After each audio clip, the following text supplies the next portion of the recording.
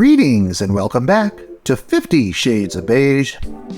Today we're checking out a GPU that just came out last month to very little fanfare, the ASUS Dual GeForce RTX 3050 6GB. But there's a twist. NVIDIA likes to push ray tracing as a key feature of its RTX cards.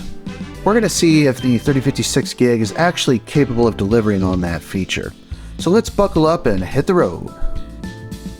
Before we jump into the benchmarks, let's talk about what this card actually brings to the table.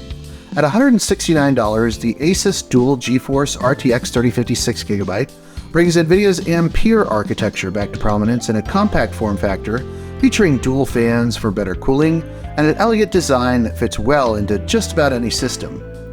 That being said, there are some important details we should know before considering this GPU. Unlike the other desktop RTX 3050s that share a larger and more capable GA106 die with the 3060, the 6GB variant of this card actually uses the GA107 die. This is the same silicon used for the laptop versions of the 3050. This means that the 3050 6GB will not be nearly as performant as its 8GB brethren. To that end, this card does have one very important trick up its sleeve. It does not require a PCIe power connector, which makes it a prime candidate for gaming on Office PCs. Let's see if this card will finally bring ray tracing to the average $150 Optiplex machine.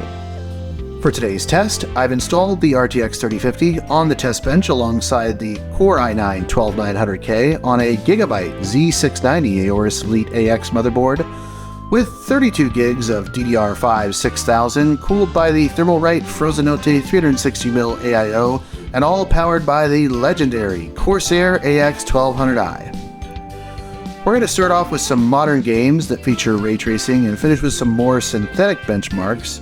We're looking for high frame rates, smooth gameplay, and of course those gorgeous RTX graphics. Kicking things off here with Cyberpunk 2077 set to high with ray tracing on.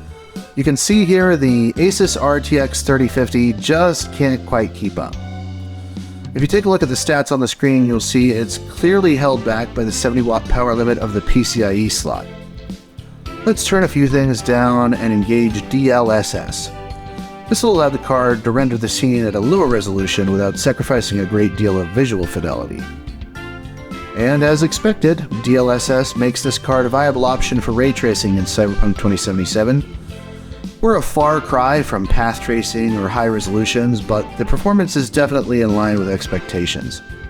Let's try the Vulkan API instead of DX12. Moving over to Red Dead Redemption 2 on high settings at 1080p, we're struggling again. And I'm not even going to finish this benchmark. I doubt we'll ever break 30 FPS at these settings. Let's bring it down a few notches and turn on that good old DLSS. And as expected, DLSS saves the day for the 3050 once again, putting us at or near 60 FPS average at 1080p with a mixture of medium and high settings. And Hogwarts Legacy shows a similar scenario. The RTX 3050 just can't keep up without that sweet DLSS. Lastly, let's have a peek at Helldivers 2. Now this is a particularly interesting use case as this game is very popular, but it doesn't feature dynamic resolution or ray tracing. Initially, I could barely hit 40 FPS at 1080p with the Ultra preset, so I dialed it back to a mixture of high and medium settings. It's still not a great showing for the RTX 3050. I'm sure we can get closer to 60 FPS, but we would need to make some serious compromises in quality. In synthetic benchmarks, we definitely stumbled out of the gate with 3D Mark Time Spy. Really not a compelling performance here, averaging between 20 and 25 FPS. And unfortunately, we couldn't get a playable frame rate in Speedway. This is an indication that we are far from future-proof, but it's also to be expected. So what's the verdict? On paper, the 3050 6GB is underwhelming. However, we must put a few things into context.